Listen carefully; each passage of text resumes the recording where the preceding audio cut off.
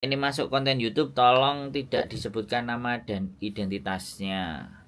Karena ini masuk konten Oke, YouTube. sorry. Ya, oke. Gini, sekarang posisi saya kan di Indonesia. Saya Siap. mau tanya, bulan depan rencana ada mau mengajukan pernikahan di Hong Kong Siap. sama calon suami. Posisinya di sini sebenarnya kemarin mau nikah di Indonesia, tapi ternyata sama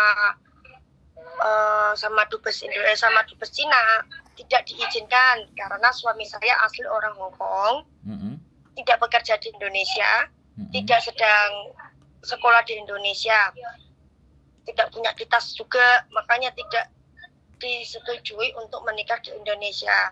Melainkan kita disuruh untuk kembali ke Hong Kong untuk menikah. Nah, syarat yang dibutuhkan untuk menikah di Hong Kong, kalau posisi saya di Indonesia, itu apa saja? Untuk sampean ya? Iya, untuk saya sendiri. Kalau suami saya nggak perlu, karena mungkin dia sendiri udah Tahu. ada yang ditanyakan sama pihak Hong Kongnya sendiri. Oke, pihak sampean yang dibutuhkan kalau sampean bercerai. Kalau sampean bercerai. Kalau saya cerai, tapi posisinya saya sudah punya anak sama calon suami saya. Saya udah menikah siri di sini di Indonesia, terus saya udah punya anak. Tuh. Iya, aku tak mau jawab. Nek aku jawab sampean dengerin. Oke. Ya. Aku ini berusaha untuk pelan. Jadi kalau aku berusaha pelan nggak ngegas itu, ya tolong gitu loh. Jadi biar sampean jelas ya. Kalau sampean sudah menikah dan sampean sudah punya anak, berarti yang dibutuhkan itu paspor, ya kan? Paspor sama surat cerai. Surat cerai sampean. Ada nggak? Terus ditranslate. Ada. Surat cerainya ditranslate ke dalam bahasa Inggris. Kalau syarat menikah cuman itu. Kalau syarat menikah. Nah, setelah menikah kan nggak cuman maunya itu. Nah, setelah menikah kan pasti akan daftar dependent visa. Visa untuk tinggal di Hong Kong, oke? Jadi nikah ini sudah jelas kan, ya kan? Nah, saya jelaskan nanti setelah dependent visa yang dibutuhkan itu KTP sampean Indonesia, KK sampean Indonesia sebaiknya tercantum nama anak-anaknya sampean, ya di KK. KTP sampean Indonesia yang status bercerai, KK Indonesia yang juga disertakan nama-nama anak sampean, tapi kepala keluarganya sudah misah, itu lebih bagus. Iya, saya sendiri. Terus habis itu akte lahir sampean, dan yang terakhir adalah surat cerai sampean tadi yang digunakan untuk menikah. 4 itu wajib asli, wajib asli plus translate bahasa Inggris. Nah, itu dependent. Nah, untuk proses menikahnya kan suami sampean sudah pasti tahu kan, sudah ngerti. Sampean kan sudah. Tidak berstatus lagi kontrak dengan majikan kan? Lagi di Indonesia kan? Enggak, saya sekarang posisi di Indonesia ya. Nah, tidak kontrak kan berarti cuma paspor sama surat cerai kalau untuk mendaftar menikah. Sederhana sekali. Itu kalau saya mau ke nikah, tapi kalau saya mau posisinya untuk terbang ke Hong Kong, saya butuh visa untuk ke Hong Kong atau tidak untuk saat ini? Nah, gini. Kalau saya lihat di sekarang itu nggak butuh visa, tapi nggak tahu kalau pemerintah Hong Kong gimana. Gini, kalau bisa suami sampean suruh daftar online, ya. Daftar online menikah. Kalau sekarang suami sampean ada di Hong Kong apa di Indonesia? Suami saya sekarang ada di Kanada. Suaminya di Kanada, luar biasa. Tapi orang Hong Kong. Orang asli Hong Kong. Mama mertua juga ada di Hong Kong. Tapi sekarang udah rencana kan kita mau ke Hong Kong hanya untuk menikah. Setelah menikah kita semua pindah ke Kanada. Karena sekali lagi menikah di Hong Kong itu nggak cukup waktu 1 bulan. Makanya dia suruh apply, ya. Dia suruh apply sekarang. Jadi dari masa apply, waktu yang tercepat dia paling cepat itu 2 minggu dari hari apply. Misalnya apply-nya hari ini nih. Hari ini kan tanggal 29 nih. Kalau dihitung 2 minggu. Ini tadi udah apply, udah selesai apply tadi. Oke. Kalau dia sudah apply, berarti kan sudah ada apa notanya untuk kesepakatannya, appointment. Oke, appointmentnya. Bisa dipahami? Bisa. Nah, appointmentnya itu sampean minta kopinya. Jadi tanggal berapa itu appointmentnya. Nah, sampean tinggal nanti terbang tunjukin appointment itu. Bisa dipahami nggak? Oh, tinggal nunjukin itu berarti nggak perlu ada visa. Hong Kong hanya itu minta, kayak appointmentnya yang ditunjukkan untuk menikah di Hong Kong saja. Iya, itu kalau di Hong Kong. Di Indonesia pun sampean harus tunjukin. Nah, dari appointment itu sampean kasih restan aja 1 minggu. Jadi dari appointment sampean berangkat, misalnya appointmentnya itu tanggal, taruhlah tanggalnya habis kolin lah, tanggal 16 atau 17. Nah, tiket sampean datanglah di tanggal 16 atau 15, kalau itu tanggal 17 loh ya. Sampean 2 hari atau 1 hari sebelumnya sudah datang. Dan nanti tiketnya 1 minggu saja. Nah, kalau nanti ternyata dari appointment itu terus schedule nikahnya itu ada langsung, bisa terdeteksi. Kalau masih butuh waktu 1 bulan, sampean boleh tiketnya tadi diperpanjang. Ya kan? Nanti kan pasti visanya dikasih sebulan. Lah, tiketnya tinggal dipanjangin masa dimana setelah sampean acara menikahnya. Karena dari appointment nanti kan kalau sudah data semuanya cocok, oke kan pasti akan suruh milih harinya. Nah, kalau sudah suruh milih harinya, ya sudah, tiket sampean nyampe nggak ke masa harinya. Biar nggak riwa-riwi pulang Indonesia. Tapi kalau memang dibutuhkan harus pulang Indonesia, ya pulang Indonesia. Kalau dibutuhkan extendnya ke Makau, terus nanti balik lagi untuk menghadiri pernikahan dari Makau, ya nggak ada masalah. Yang penting kan suaminya orang Hong Kong. Ada garansi, ada guarantor. Bisa dipahami nggak? Bisa. Karena makanya nanti kalau setelah mendekati mau nikah, suami saya juga terbang pulang ke Indonesia juga. Terbang ke Hong Kong juga maksudnya, sorry. Loh, lah ya Mbak, kan otomatis kan. Sekali lagi saya bilang, dari appointment itu paling cepat kan menikahnya 2 minggu. Makanya aku nggak ngerti appointmentnya sampai di mana. Entah pernikahan lembaga nikah di Simsacoy, entah lembaga nikah di Satin, entah lembaga di Admiralty. Yang saya tahu, yang paling cepat itu di Dunmun. Itu paling cepat menurut saya. Karena deso. Itu makanya saya nggak ngerti appointmentnya sampean di mana. Tapi kalau sampean bisa milih, ya sudah dokumen masuk, boleh nggak pilih saya tanggal yang di Dunmun. Nanti akan dokumen sama berkasnya akan digeser ke Dunmun. Nah, di Dunmun bisa lebih cepat. Teman saya aja bisanya kelar 20 hari di Dunmun. Dari pernikahan itu tercepat itu. Visa tercepat keluar yang pernah saya tangani 20 hari. Nah, makanya kan nanti tergantung nih strateginya. Ya, suami sampean. Semuanya tergantung di suami sampean. Jadi kalau sampean datang, setelah datang suami juga ada, ya sudah, yang garansi kan suami sampean, guarantornya. Nah, setelah di garantor, nanti tinggal appointment. Nah, terus tanggal pernikahannya kapan? Nah, kalau itu jeda 1 bulan, otomatis visa sampean kan tidak cukup. Ya, visa sampean tidak cukup, ya sudah harus extend dulu keluar. Setelah keluar masuk lagi bahwa kita ada perjanjian nikah tanggal sekian. Jadi sampean balik lagi ke Hong Kong, appointment yang garansi suami dan tinggal di tempatnya suami. Ya wes tinggal imigrasi ngasih izin apa enggak. Kalau memang dikasih izin ya sampean syukur dapat izin. Kalau enggak dapat ya mau pulang lagi. Terus akhirnya di tanggal pernikahan sampean masuk lagi ke Hong Kong. Gitu. Oh gitu. Nah gitu. Nah sekarang gini kan. Sekarang gini. Itu kan menikah di Hong Kong. Sedangkan suami sampean domisili di Kanada kan. Di Kanada apa di Hong Kong? Suami domisilinya sekarang di Kanada. Nah, apalagi nanti domisili di Kanada. Kalau sudah pegang surat nikah di Hong Kong, otomatis sampean ikut ke Kanada kan bisa gitu loh. Ngikuti suami. Iya. Dan visanya dependen. Kalau sampean nggak perlu ngurus dependen yang di Hong Kong, ya nggak apa-apa. Ngurus dependennya kan di Kanada. Karena suami sampean akan terbang di Kanada. Nggak stay di Hong Kong. Nah, nanti ngurus dependen Hong Kongnya kapan-kapan aja. Kalau memang sampean butuh cepatnya mau ke Kanada.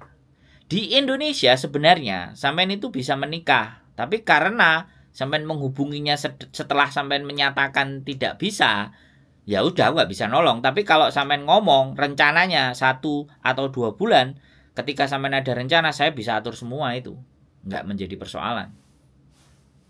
Saya sudah pernah menikahkan orang Hong Kong di Indonesia. Kemarin ini tanya sama orang di sini, katanya ada orang yang Hong Kong menikah di Indonesia. Saya cari di tempat sini, ternyata bukan orang Hong Kong, melainkan orang dari negara Taiwan. Kalau Taiwan memang bisa menikah di sini, tapi orang Hong Kong, orang Cina belum tentu bisa menikah di sini. Saya bisa, saya sudah pernah menikahkan orang Hong Kong di Indonesia. Saya sudah pernah. Dan saya bisa. Dan buktinya masih ada. Kalau sampean mau nomor teleponnya tak kasih nomornya, orang Hongkongnya. Tinggal di Taio.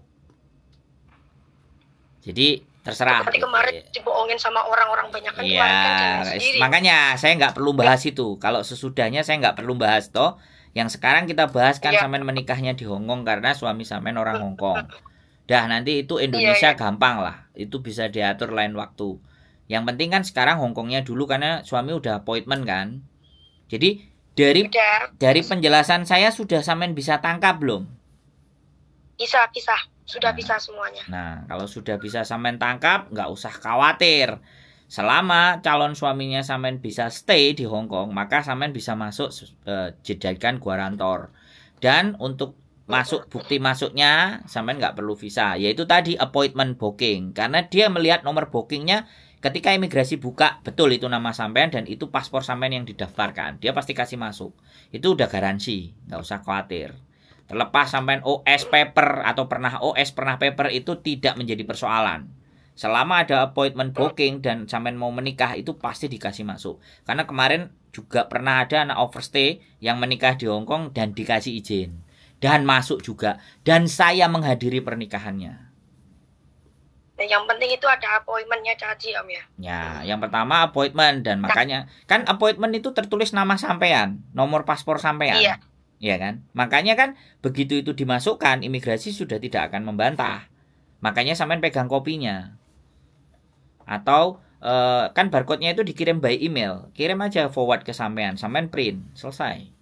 Nah, sampean harus ekstra menjelaskan ke yang Indonesianya. Yang ke Indonesianya. Nah, kalau yang di Indonesia, Om, jelaskannya yang di Indonesia itu gimana? Kan kita mau terbang ke luar, otomatis kita dari bandara kan dari bandara kan keluar dari imigrasi. Mau terbang ke Hong Kong. Itu gimana cara ngomongnya Om? Ya udah ngomong aja, saya mau menikah ini Pak, bukti appointmentnya gitu aja. Dan sampean pegang data suami sampean, paspore suami sampean, tempat tinggalnya yang di Hong Kong suami sampean. Gitu. Nomor teleponnya sekalian. Paham. Tunjukin semuanya. Kalau itu mungkin sudah ada semua Om, bahkan saya cetak, saya semua sudah ada. Betul. Selain dicetak, taruh di HP ya. Data soft copy ada di HP, terus sampean juga print. Jadi sampean punya bukti cetak, sampean juga punya bukti di HP. Jadi dua-duanya ada. Jadi kalau yang di kertasnya kesiram-siram kopi apa kesobek kan bisa di print lagi. Bisa dipahami nggak? Paham. Nah itu harus. Nah, ini untuk saya sendiri Om ya.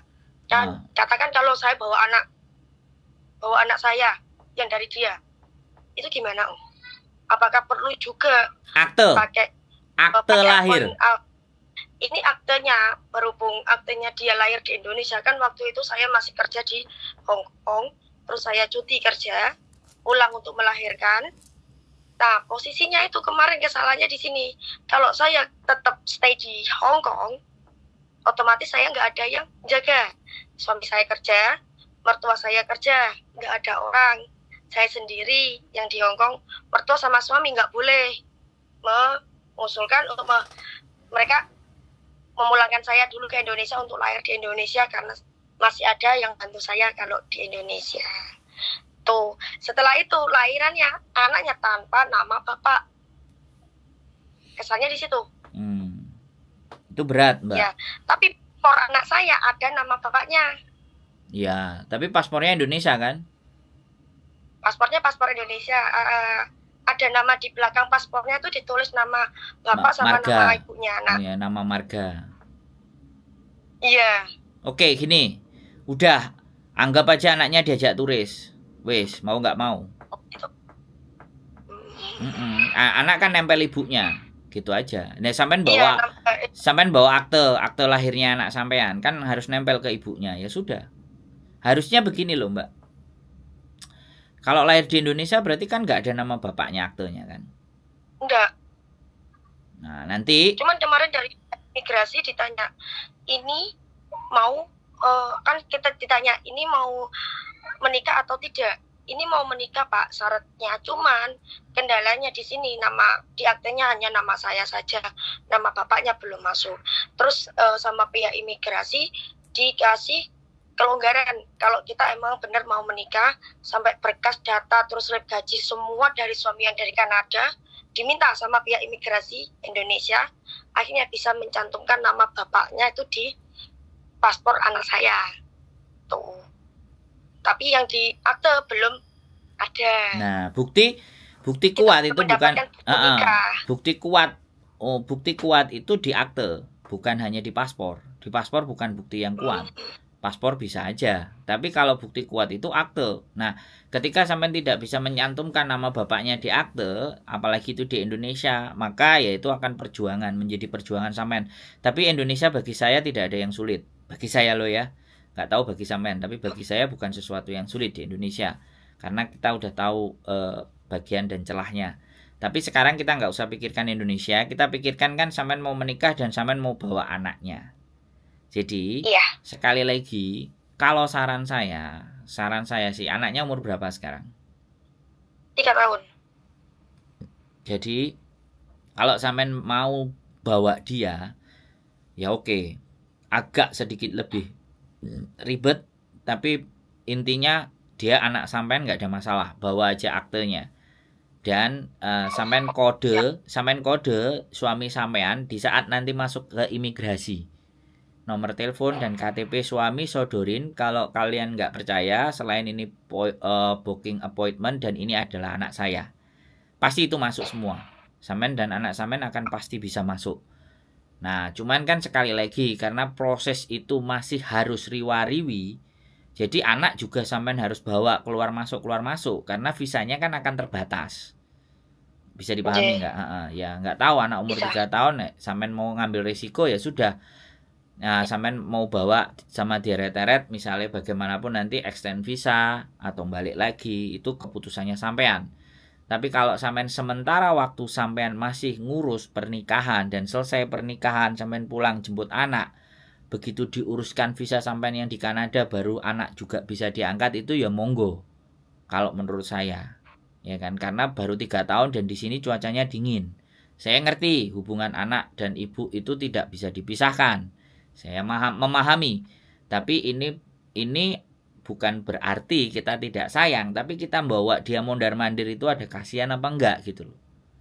Mending kalau menurut saya ya diselesaikan semuanya urusannya. Tapi kalau ini baru kalau sudah selesai bisa jemput dia bawa ke sini untuk ketemu keluarga yang di sini gitu ya. Nah, maksud saya kalau anaknya dibawa di saat pernikahan itu boleh, tapi sampean jemput pulang dulu, kan gitu loh. Iya.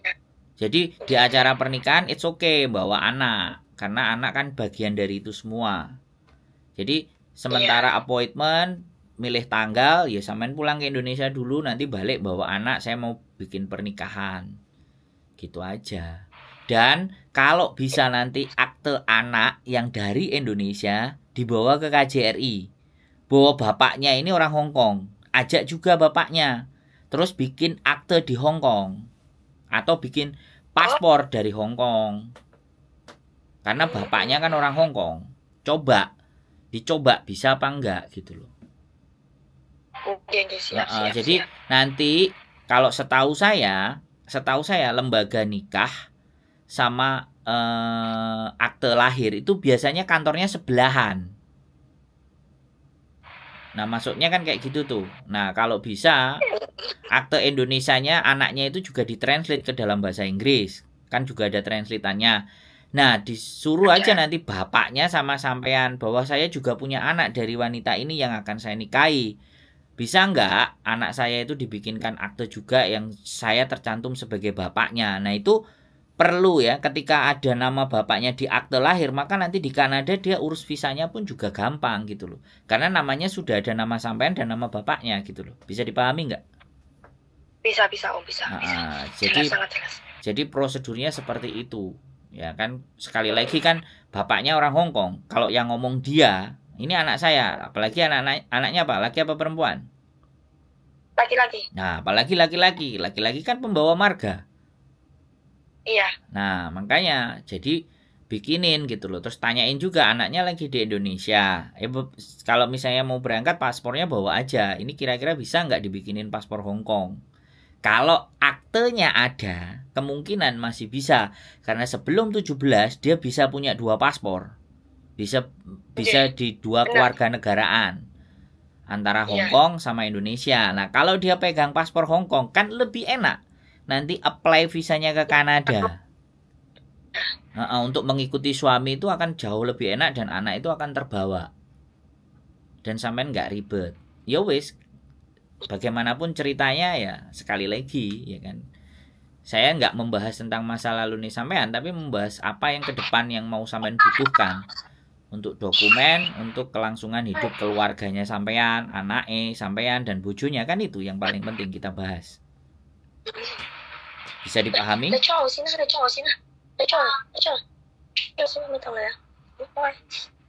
anaknya pakai bahasa Kantonis sih? Iya. Loh, lahir di Indonesia tapi kok bahasa Kantonis? Kan kalau setiap hari kan ngomongnya kan juga pakai bahasa Kantonis sama bapaknya juga. Sama neneknya juga. Tapi di Indonesia? Iya. Loh. Jadi dia bisa pakai 3 bahasa.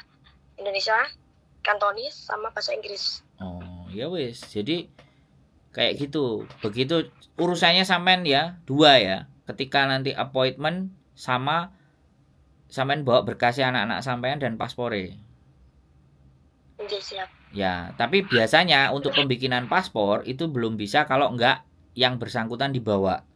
Makanya tanya dulu prosedurnya pada saat booking appointment. Kalau anaknya nggak diajak, tanya dulu prosedurnya. Tapi kalau anaknya sampean ajak, ya sekalian tanya. Setelah bikin akte, baru bikin paspor. Jadi biar 2 dia paspornya. Itu boleh nggak? Kemarin juga disaranin sama suami juga seperti itu.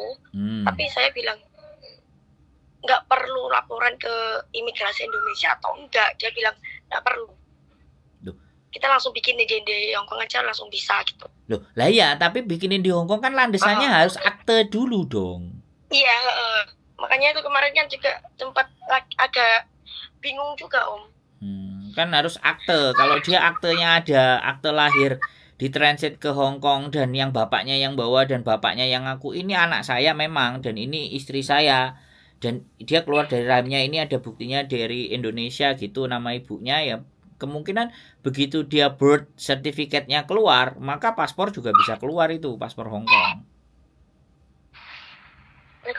Gitu. Jadi anak belum 17 itu 2 paspor boleh.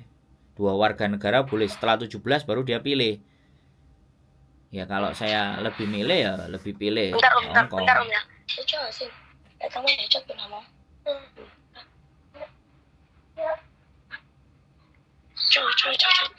Iya Om, jadi paham. Nanti mungkin saya juga akan diskusi lagi sama suami. Terus mau minta, suruh saya ngirim itu apa namanya, kirim appointmentnya ke saya juga.